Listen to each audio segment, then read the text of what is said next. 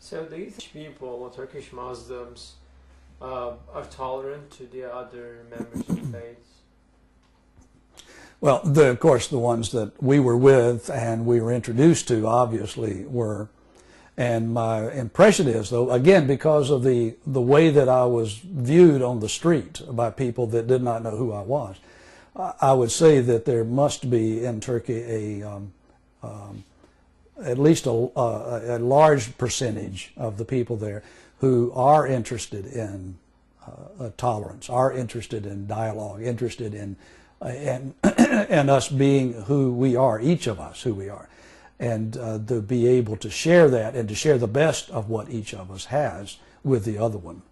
And I would say that that would be what I was experiencing there, and would hope that my impression was correct and that a large number of Turkish people do embrace that philosophy.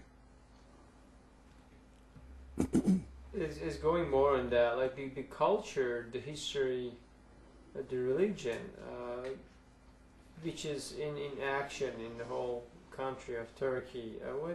What was your perception of the whole as Turkish culture and religion?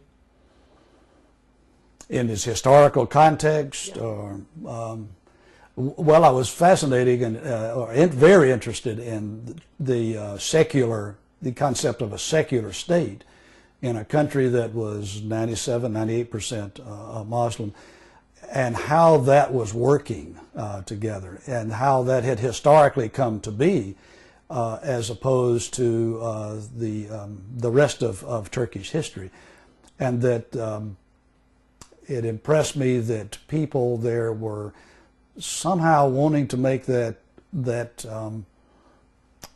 work of a secular state with a nation that is very religious, and among the people, obviously.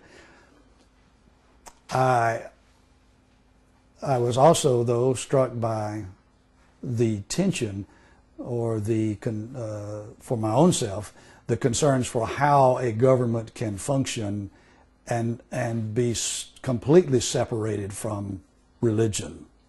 I'd like to study more about that, understand how that really can work out. In our country, of course, in America, the government is supposed to be separated from religion, but somehow religion seems to be acknowledged and more of, at least on the surface, more a part of our government and the way they talk and act, and that we're allowed to talk and act. That was different from a truly secular state that I saw Turkey attempting to not only develop but to live within. So I don't fully understand all that, but it's just fascinating that how that could possibly work. As thinking of the hopes for building a world peace after the trip, would you think that's increased in you? The hope for world peace? Mm-hmm. Oh yeah, most definitely. I think that the fact that me finding out that IID exists, and that not only does Institute for Interfaith Dialogue exist, but there are other groups who have similar, at least similar in philosophy and desire for tolerance and peace. My hope that we can have world peace has been greatly influenced by this, and the expectation raised for it as well. Because before that, before becoming aware of IID, my general impression was that I didn't see how in the world that Christian people and Muslim people could ever find a place to meet. There did not seem to be that desire. I know from the standpoint of Christian folks that a lot of times that desire is not there to meet. But my impression of Islam was that there was no desire to meet. Not really as people who really entered into an equal relationship, both committed to their faith, but both committed to world peace as well. So that really helped me in my understanding and my hope for world peace. So, trip really sparked anything in you in doing more about interfaith dialogue or future activities maybe plans for new things. Mm-hmm. Well, one thing I did, my son is a professor at Huntington College in Montgomery, Alabama, and he had lived a year, studied in Israel for a year, doing his doctoral work over there. And the first thing that I did was I went to him and encouraged him to find out who it was around in his area that was involved with IID. I told Sabri about that and asked him to make contact with my son as well, so because I wanted him to experience this group coming from Islam that I knew was different from his general impression and what he had experienced in his year in the Middle East. And so that was one step I took immediately, and as a matter of fact, he's going to be going now on IID trip in June, I believe it is, the latter part of May, 1st of June. And they've invited him and his wife to go, so I'm excited about that. That was a very personal thing for me, and I hope that will make an impression upon him and his work as a religious professor at a small college in Alabama. I've also begun to invite other people to at least become aware of what IID is doing. Invited them, of course, to the dinner this year. So to that's the second one I guess we've had here in Jackson. Invited some people that I know who are in either Methodist pastors or people who work within the Methodist system. Invited them to come to that so that they could experience and understand and begin to know this group who was indeed trying to promote this tolerance and world peace.